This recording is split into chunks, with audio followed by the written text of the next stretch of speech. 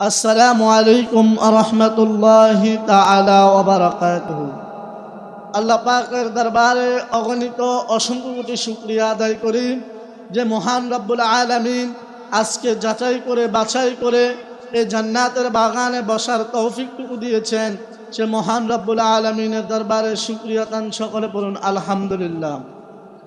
লক্ষ কোটি দুরূদ ও সালাম বিশ্ব মানবতার দূত সৈয়দুল মুরসালিন নবিউল হারামাইন ইমামুল কিবলাতাইন ওয়াসিলাতে ফিদ দারাইন সাহেবে কাবা কাউসাইন নবী মুহাম্মদুর রাসূলুল্লাহ সাল্লাল্লাহু তাআলা আলাইহি ওয়া আলিহি ওয়াসাল্লামের উপর আজকে এই দরবারে এই মজলিসে আমরা আসার একটাই উদ্দেশ্য, এখান থেকে আমরা কোরআন হাদিসের কিছু কথা শুনব।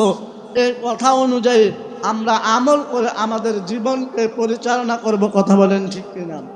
এই জন্য আব্বুজিরা আমার, ভাইয়েরা আমার, বন্ধুরা আমার, আল্লাহর ওলির দরবার যেহেতু আল্লাহর ওলির দরবারে আল্লাহর ওলিদের কথা বলতে হবে। কথা বলেন ঠিক কিনা? এই জন্য আউলিয়া কিরামগণের আলোচনা, আউলিয়া কিরামগণের কথার আগে আপনাদেরকে আমি দুনিয়াবি কিছু কথা বলবো। এই কথাগুলো অত্যন্ত জরুরি এবং অত্যন্ত ইম্পর্টেন্ট কয়েকটি কথা।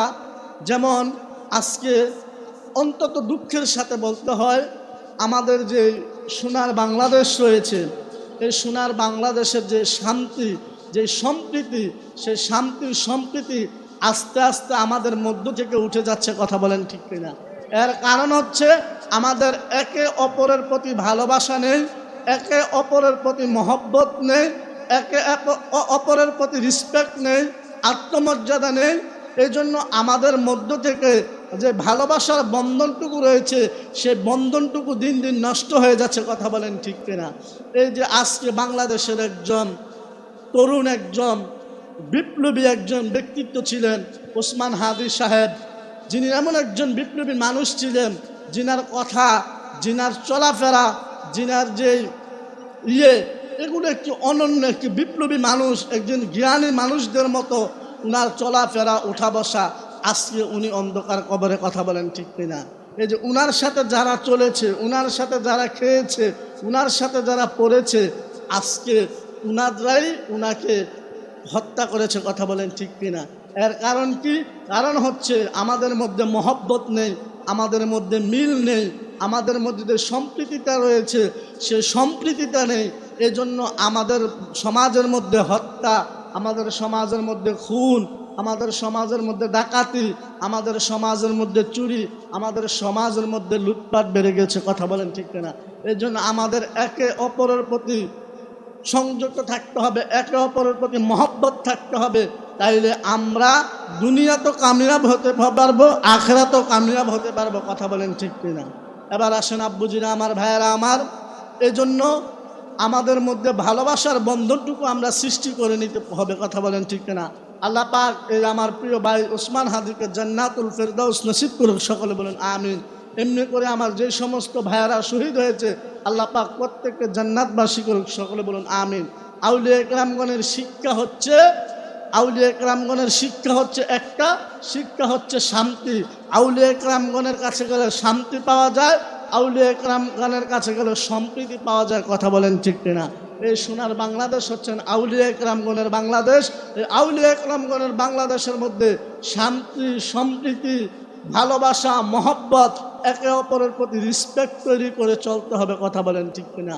আল্লাহ পাক রব্বুল আলামিন আমাদের সকলকে মিলে মিশে মহব্বত করে এই সোনার বাংলাদেশের জন্য বসবাস করার মতো তৌফিক দান করে। সকলে বলুন আমিন। যেহেতু আল্লাহর ওলির দরবারে এসেছি, আব্বুজিরা আমার, ভাইয়েরা আমার, বন্ধুরা আমার, আউলিয়া কিরামগণের কথা যদি না বলি তাহলে হক আদায় হবে না। কথা বলেন ঠিক কিনা? এই যে আব্বুজিরা আমার, ভাইয়েরা আমার, আল্লাহর একজন প্রসিদ্ধ ওয়ালি ছিল হযরতে হাসান বসরি রহমতুল্লাহি তাআলা আলাইহি। বড় করে বলেন না সুবহানাল্লাহ। এই যে হাসান বসরি রহমতুল্লাহ আলাইহি কেমন আল্লাহর ওলি ছিলেন, যিনাকে যখন এ প্রশ্ন করত, হাসান বসরি তুমি যে আল্লাহর প্রতি এত ফিদা হয়েছো, আল্লাহর প্রতি এত দিওয়ানা হয়েছো, এই দিওয়ানা হওয়ার জন্য তুমি হাসান বসরি আল্লাহর পক্ষ থেকে কি পেয়েছো? তখন হাসান বসরি ডাক দিয়া বলে, আমি যখন আল্লাহ দেখার আমার মনের মধ্যে স্পৃহা আসে, আমি হাসান বসরি যখন আল্লাহকে দেখার জন্য আমার মনের মধ্যে কৌতূহল সৃষ্টি হয়, আমার আল্লাহ আমি হাসান বসরিকে সাক্ষাৎ দেয়। বড় করে বলেন না সুবহানাল্লাহ। এই যে হাসান বসরি এবং রাবেয়া বসরি, এই দুইজনের মধ্যে এমন একটা মহব্বত ছিল, এমন একটা মিল ছিল।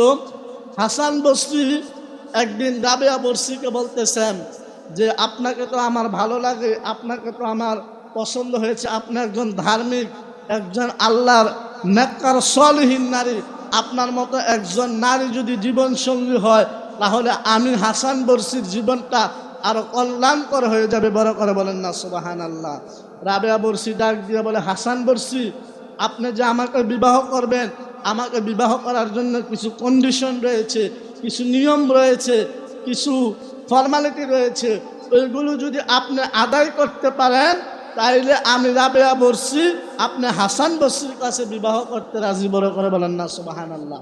হাসান বসরি বলতেছেন রাবেয়া বসরিকে যে আপনি আমাকে যেই যে শর্তগুলো দেবেন, যেই যে নিয়মগুলো দেবেন, এগুলো আমি যথাযথ মানতে রাজি আছি, তারপরও আপনি আমাকে বিবাহ করতে হবে। বড় করে বলেন না সুবহানাল্লাহ। তখন রাবেয়া বসরি ডাক দিয়া বলতেছেন, আমি এমন জায়গার মধ্যে লুকাবো যে জায়গার মধ্য থেকে আপনি আমাকে খোঁজ করে বের করবেন, যদি আপনি আমাকে খুঁজে বের করতে পারেন তাইলে আমি রাবেয়া বসরি আপনি হাসান বসরিকে বিবাহ করব। বড় করে বলেন না সুবহানাল্লাহ। তখন রাবেয়া বসরি কি করলেন, উনার যে শরীর মোবারক রয়েছেন, যেমন মানুষকে বানানো হয় মাটি, পানি, বায়ু, তারপরে হাওয়া, যেই যে জিনিসগুলো দিয়ে আল্লাহ পাক রব্বুল আলামিন আদমকে সৃষ্টি করেছেন, মানব জাতি সৃষ্টি করেছেন, ঠিক সেই সেম জিনিসগুলো দিয়ে আল্লাহ পাক রব্বুল আলামিনের ওই ওলি রাবেয়া বসরি যেটা মাটির সেটা মাটির সাথে মিশিয়ে ফেলেছেন, যেটা পানি সেটা পানির সাথে মিশিয়ে ফেলেছেন, যেটা বায়ু সেটা বায়ুর সাথে মিশিয়ে ফেলেছেন, যেটা হাওয়া হাওয়ার সাথে মিশিয়ে ফেললেন। এইভাবে রাবেয়া বসরির প্রত্যেকটা অঙ্গ প্রত্যঙ্গ বিভিন্ন জায়গার মধ্যে মিশ্রিত হয়ে গেলেন। হাসান বসরি এমনভাবে রাবেয়া বসরিকে খোঁজার জন্য দেওয়ানা হয়ে গেলেন।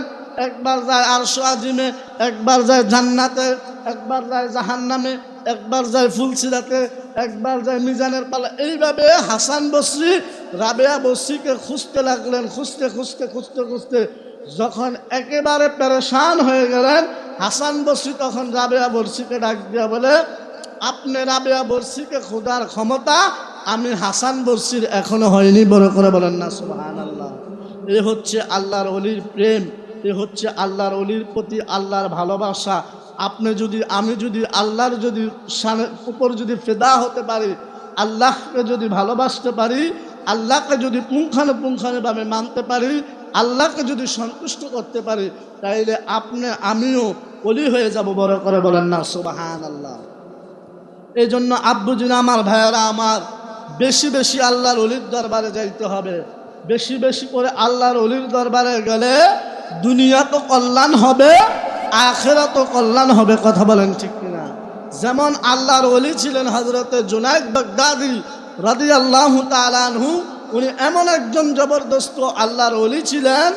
এই জুনায়েদ বাগদাদী রাদিয়াল্লাহু তাআলা আনহুকে ওই বাগদাদ শরীফে যখন উনি পীর আউলি তারপরে তরিকতের যখন তালিম দেওয়ার আগে যখন উনি একজন বাদশার কাছে ছিলেন, বাদশার কাছে থাকার পরে ওই বাদশাহ জুনায়েদ বাগদাদী রাদিয়াল্লাহু তাআলা আনহুকে এমনভাবে তৈরি করলেন, পালোয়ানদেরকে যেভাবে মানুষ তৈরি করে, জুনায়েদ বাগদাদী রাদিয়াল্লাহু তাআলা আনহুকে ওই বাদশাহ ওইভাবে তৈরি করলেন।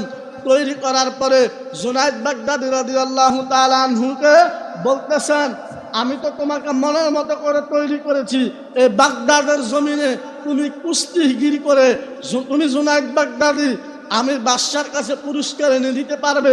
জুনায়েদ বাগদাদী রাদিয়াল্লাহু তাআলা আনহু ডাক দিয়ে বলতেছেন, হে বাদশাহ, আপনি আমাকে এত বছর খাওয়াইয়া লালন পালন করেছেন, আমি পৃথিবীর যে কোনো মানুষকে কুস্তি খেলায় প্রতিহত করার মতো ক্ষমতা আমি জুনায়েদ বাগদাদীকে আমার আল্লাহ তাআলা দান করে দিয়েছেন। বড় করে বলেন না সুবহানাল্লাহ। যখন জুনায়েদ বাগদাদী রাহমাতুল্লাহি রাদিয়াল্লাহু তাআলা আনহুকে যখন ওই কুস্তি খেলার জন্য বাগদাদের জমিনে, ইরাকের জমিনে যখন মাইকিং করে দিলেন, যে ব্যক্তি জুনায়েদ বাগদাদীকে কুস্তি খেলার মধ্যে হারাইতে পারবেন, কুস্তি খেলানোর মধ্যে হারাইতে পারলে ওই ব্যক্তিকে এত দিরহাম পুরস্কার দেওয়া হবে। বড় করে বলেন না সুবহানাল্লাহ। ওই খবরটা তখন মদিনায় চলে গেলেন। মদিনায় চলে যাওয়ার পরে মদিনায় আমার নবীজির একজন আওলাদ রাসূল ছিলেন। ওই আওলাদ রাসূল থাকাকালীন উনার ঘরের মধ্যে এক সপ্তাহ খাবার নেই। ছোট্ট শিশুকে দুধ খাওয়ানোর জন্য ঘরের মধ্যে দুধ নেই, স্ত্রীর স্তনের দুধ শুকিয়ে গিয়েছেন। ওই রকম একজন আওলাদ রাসূল মদিনা থেকে শুনতে পেরেছেন যে বাগদাদের জমিনে জুনাইদ বাগদাদী রাদিয়াল্লাহু তাআলা আনহুকে যে ব্যক্তি কুস্তি খেলায় হারাইতে পারবে ওই ব্যক্তিকে এত দিরহাম পুরস্কার দিবে। বড় করে বলেন না সুবহানাল্লাহ। তখন ওই মদিনা থেকে আওলাদ রাসূল রওনা করলেন।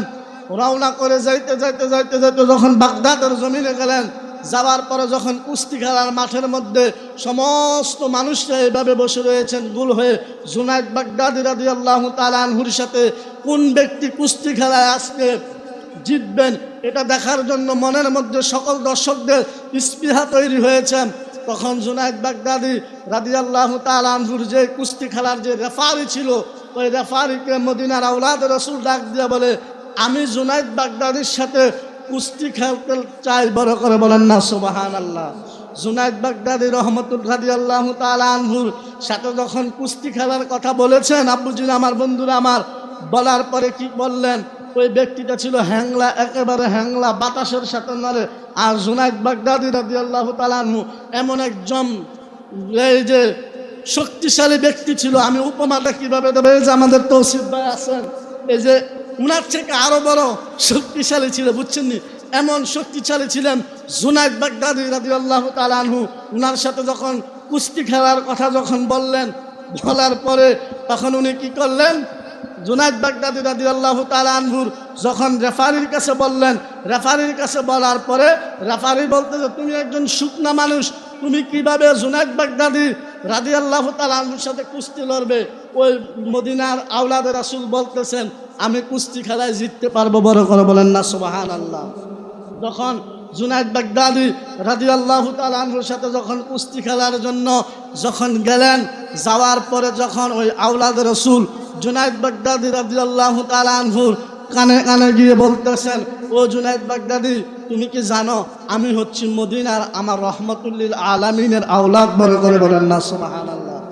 যখন জুনাইদ বাগদাদী রাদিয়াল্লাহু তাআলা আনহু শুনলেন যে ওই যার সাথে কুস্তি খেলবেন উনি একজন আওলাদ রাসূল, এই কথাটা জানার পরে জুনাইদ বাগদাদী রাদিয়াল্লাহু তাআলা আনহু চিন্তিত হয়ে গেলেন। আর ওই আওলাদ রাসূলকে বললেন যে আপনি আমার সাথে কুস্তি খেলবেন, আমি অটোমেটিক পড়ে যাব, আপনি বিজয় হয়ে যাবেন। বড় করে বলেন না সুবহানাল্লাহ। যখন জুনাইদ বাগদাদীর সাথে কুস্তি খেলতেছেন ঠিক এক পর্যায়ে জুনাইদ বাগদাদী রাদিয়াল্লাহু তাআলা আনহু উনার পাও লেগে জমিনের মধ্যে পড়ে গেলেন। বড় করে বলেন না সুবহানাল্লাহ। গোটা বাগদাদ জমিনের মধ্যে যে সমস্ত লোকরা জুনাইদ বাগদাদী রাদিয়াল্লাহু তাআলা আনহুর ভক্ত ছিলেন সবাই অবাক হয়ে গেলেন। জুনাইদ বাগদাদী রাদিয়াল্লাহু তাআলা আনহুর মতো এমন একজন শক্তিশালী ব্যক্তি কিভাবে মাত্র একজন হ্যাংলা একটা যুবকের কাছে হেরে গেলেন, পেরেশান হয়ে গেলেন। ওই বাদশা ঘোষণা দিয়ে দিলেন জুনাইদ বাগদাদী যেন ওই বাদশার দরবারে আর না যায়। বড় করে বলেন না সুবহানাল্লাহ। তখন কি করলেন, ওই জুনাইদ বাগদাদীকে আরো বললেন যে আগামীকাল ভোর হওয়ার সাথে সাথে যেন বাদশার দরবার থেকে বিদায় হয়ে যায়। বড় করে বলেন না সুবহানাল্লাহ। তখন ওই বাদশা ঘরের মধ্যে গিয়ে ছোট্ট বাচ্চাদের মধ্যে কাঁদতেছেন আর মনে মনে ভাবতেছেন আমি হয়তো বা ক্ষণিকের জন্য বিতাড়িত হয়েছি, যদি আমি আওলাদ রাসূলকে কষ্ট দিতাম তাইলে আমি জুনাইদ বাগদাদী রাদিয়াল্লাহু তাআলা আনহু কাল কিয়ামতের ময়দানে রাসূলুল্লাহর কাছে মুখ দেখাইতে পারতাম না। কথা বলেন ঠিক কিনা? এই জন্য আব্বুজিনা আমার ভাইয়েরা আমার, যখন জুনাইদ বাগদাদী রাদিয়াল্লাহু তাআলা আনহু এইভাবে কান্না করতে করতে করতে করতে যখন এক পর্যায়ে ঘুমিয়ে গেলেন, ঘুমিয়ে যাওয়ার পরে জুনাইদ বাগদাদী রাদিয়াল্লাহু তাআলা আনহু স্বপ্ন দেখেন উনার ঘরের মধ্যে রহমাতুল লিল আলামিন এসে হাজির হইলেন। বড় করে বলেন না সুবহানাল্লাহ। রহমাতুল লিল আলামিন এসে বলে, ও জুনাইদ, তুমি আমার আওলাদ রাসূলের জন্য জীবনের মান সম্মান ইজ্জত সব কিছু বিলীন করে দিয়েছ। যাও যাও যাও জুনাইদ, কিয়ামত পর্যন্ত আমার যত উম্মত রয়েছেন সমস্ত উম্মতেরা তুমি জুনাইদ বাগদাদীর কথা মনে রাখবে। বড় করে বলেন না সুবহানাল্লাহ। দুরূদ শরীফ পড়েন। আল্লাহুম্মা সাল্লি আলা মুহাম্মাদ নাবিয়ানা শাফিয়ানা মাওলানা মুহাম্মাদ। আল্লাহুম্মা সাল্লি আলা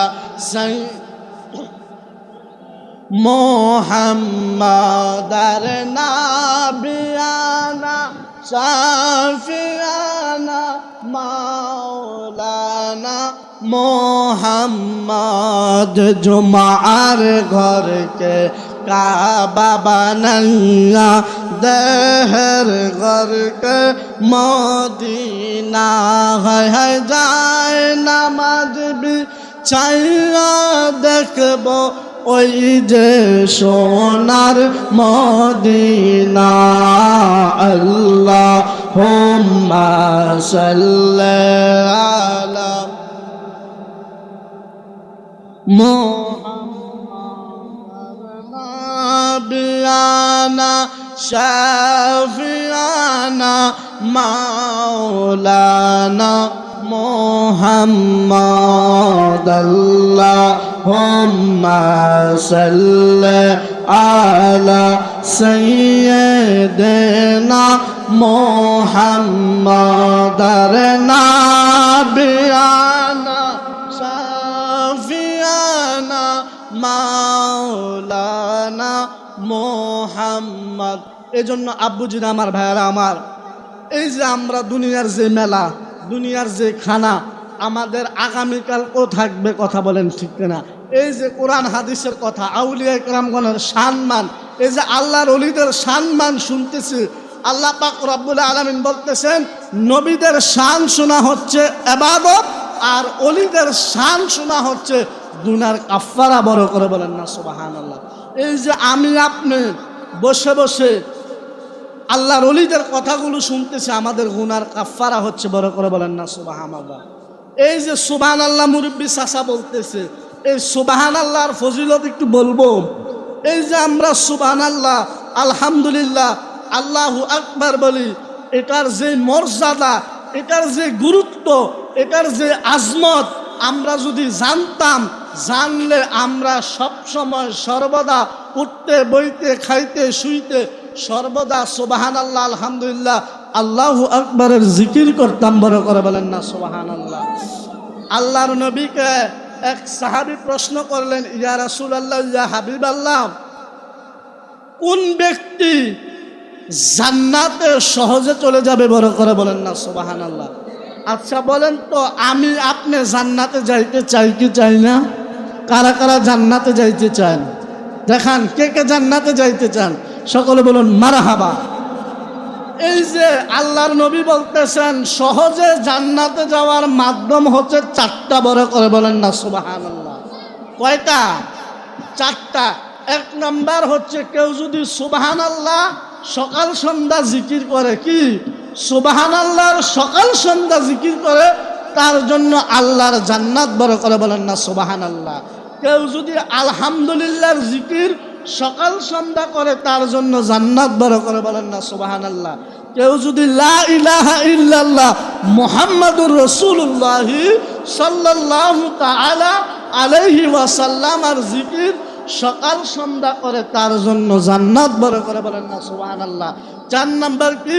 কেউ যদি সকাল সন্ধ্যা আল্লাহু আকবার, আল্লাহ মহান, আল্লাহ সত্য, আল্লাহ এক, আল্লাহ অদ্বিতীয়, আল্লাহ কাউকে জন্ম দেয় নাই, কারো থেকে জন্ম নেয় নাই, আল্লাহ লা শারীকা লাহু, আল্লাহর কোনো শরীক নেই, এই জিকিরটা যে ব্যক্তি সকাল সন্ধ্যা করবে, তার জন্য জান্নাত। বড় করে বলেন না সুবহানাল্লাহ। শুধু কি তাই? আবু হুরায়রা রাদিয়াল্লাহু তাআলা আনহু থেকে বর্ণিত হাদিস, আব্বুজিনা, ভাইয়েরা আমার, বন্ধুরা আমার, মুসলিম শরীফের মধ্যে এসেছে, কেউ যদি সুবহানাল্লাহ, আলহামদুলিল্লাহ, আল্লাহু আকবারের জিকির সকাল সন্ধ্যা করে, ওই ব্যক্তির জন্য আল্লাহ জান্নাতে একটা ঘর বানায়। বড় করে বলেন না সুবহানাল্লাহ।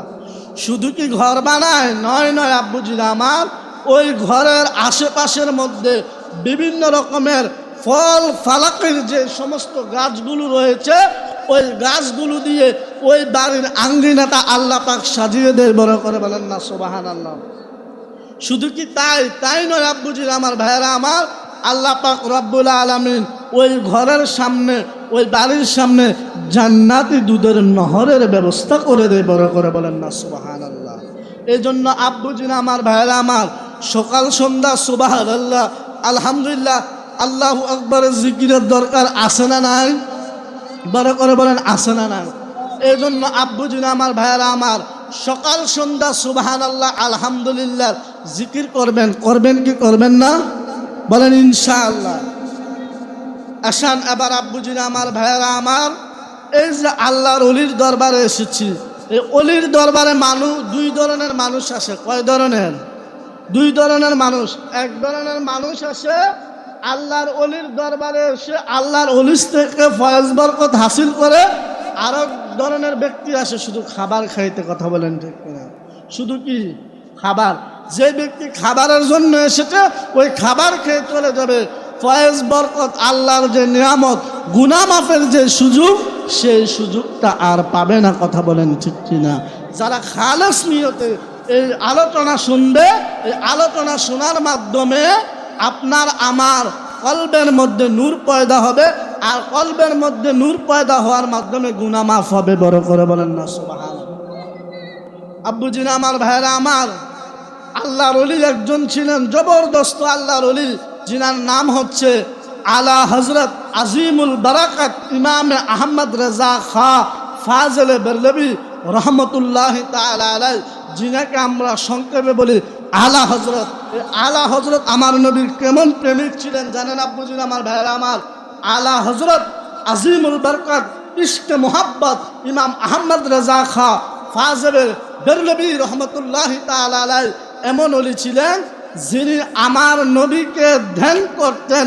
ধ্যান করা মাত্র রহমতুল্লিল আলামিন হাজির হয়ে যাইতে। বড় করে বলেন না সুবহানাল্লাহ। আলা হযরত কেমন প্রেমিক ছিলেন আব্বুজি আমার ভাইয়েরা আমার জানেন? এই যে আমরা সবুজ ঘাস আছে না, আমরা সবুজ ঘাসের মধ্যে হাঁটি। কথা বলেন ঠিক কিনা? কেন হাঁটি?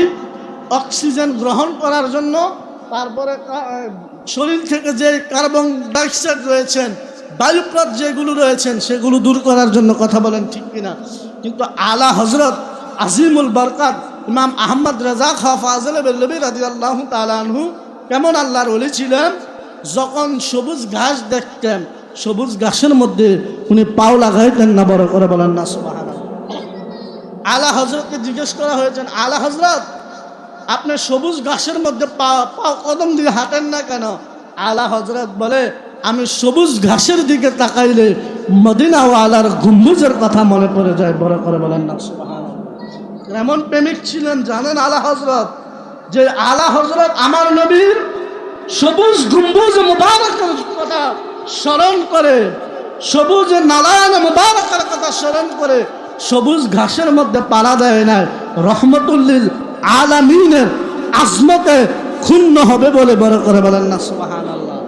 আলা হযরত এমন প্রেমিক ছিলেন জানেন?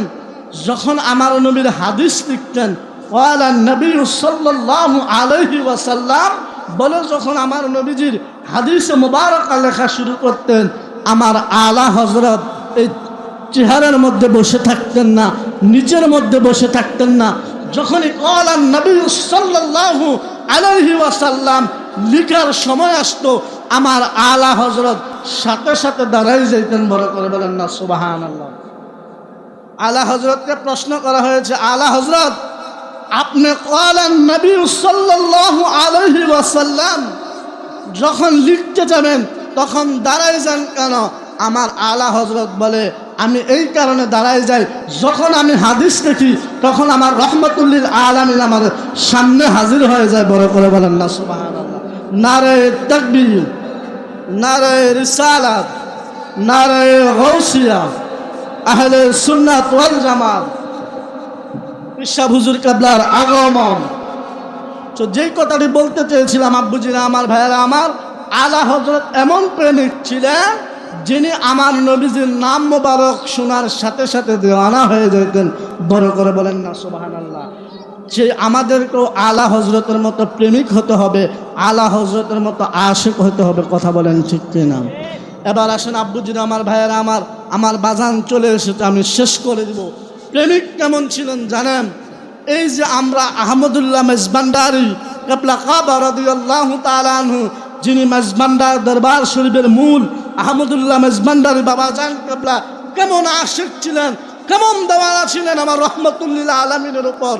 যখন আহমদুল্লাহ মেজবান্ডারি যখন মদিনায় যাওয়ার কথা যখন উনার ব্রেনের মধ্যে চলে আসতেন, আসার সাথে সাথে উনি আর উনার মধ্যে স্থির থাকতে পারতেন না, উনার মধ্যে একটা জ্বালালি হালত চলে আসতেন, উনি এমনভাবে দেওয়ানা হয়ে যাইতেন।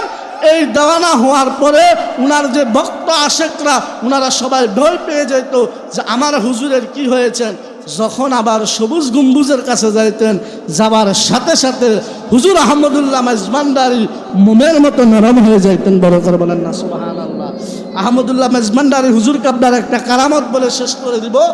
আহমদুল্লাহ মেজবান্ডারি রাদিয়াল্লাহু তাআলা আনহু ইন্তেকালের প্রায় 12 বছর পরে উনার এক ভক্ত মদিনাতুল মুনাব্বারায় গিয়েছেন, রাসূলুল্লাহ সাল্লাল্লাহু আলাইহি ওয়াসাল্লামের রওজা মুবারক জিয়ারত করতে, রওজা মুবারক জিয়ারত করতে গিয়েছেন, খানায় কাবা জিয়ারত করতে গেলেন। যাওয়ার পরে দেখতেছেন হুজুর আহমদুল্লাহ মেজবান্ডারি খানায় কাবার মধ্যে তাওয়াফ করতেছেন। বড় করে বলেন না সুবহানাল্লাহ, আর বড় করে বলেন না সুবহানাল্লাহ। যিনি 12 বছর ইন্তেকালের পরে খানায় কাবার মধ্যে জিয়ারত করে, ওই ব্যক্তিটা সাধারণ না অসাধারণ? জুড়ে বলেন সাধারণ না অসাধারণ? যখন উনি এইভাবে মক্কায় দেখলেন, মক্কায় দেখার পরে মদিনায় গেলেন। ঠিক মদিনায় যাওয়ার পরে সেম ঘটনা উনি মদিনাতুল মুনাব্বারায় গিয়ে দেখতেছেন হুজুর আহমদুল্লাহ মেজবান্ডারি কিবলা কাবা রাদিয়াল্লাহু তাআলা আনহু আমার নবীর কদমে দাঁড়ায়া দাঁড়ায়া আসসালাতু ওয়াসসালামু আলাইকা ইয়া রাসূলুল্লাহ, আসসালাতু ওয়াসসালামু আলাইকা ইয়া হাবিবাল্লাহ, আসসালাতু ওয়াসসালামু আলাইকা ইয়া শাফিয়াল মুজনিবিন, আসসালাতু ওয়াসসালামু আলাইকা ইয়া রাহমাতাল লিল আলামিন বলে সালাম দিচ্ছেন। বড় করে বলেন না সুবহানাল্লাহ। যখন উনি এইভাবে দেখলেন, দেখার পরে তিনি হজ করে আসলেন। আসার পরে হুজুর আহমদুল্লাহ মেজবান্ডারির কদম মুবারকে গেলেন। যাওয়ার পরে উনার কদম মুবারকে জিয়ারত করার পরে যখন বাবা ভান্ডারির কাছে এই ঘটনার বিশ্লেষণ করবেন, রওজা মুবারক থেকে ওই ভক্তের উদ্দেশ্য বলেছেন, তুমি মক্কাতুল মুকাররমায় যা দেখেছো, মদিনাতুল মুনাব্বারায় যা দেখেছো, আমি আহমদুল্লাহ মেজবান্ডারি কিবলা কাবা ছিলাম, কিন্তু এই ঘটনা প্রকাশ করা যাবে না। বড় করে বলেন না সুবহানাল্লাহ। এই ছিল আল্লাহর ওলি আহমদুল্লাহ মেজবান্ডারি কিবলা কাবা। বড় করে বলেন না সুবহানাল্লাহ। এই সমস্ত আল্লাহর ওলিদের সাথে যখন সৌবত নিবেন, মহব্বত রাখবেন, আল্লাহর ওলিদের সাথে সম্পৃক্ত থাকবেন, আমার আপনার দুনিয়া আখিরাত কল্যাণ হবে। কথা বলেন ঠিক কিনা?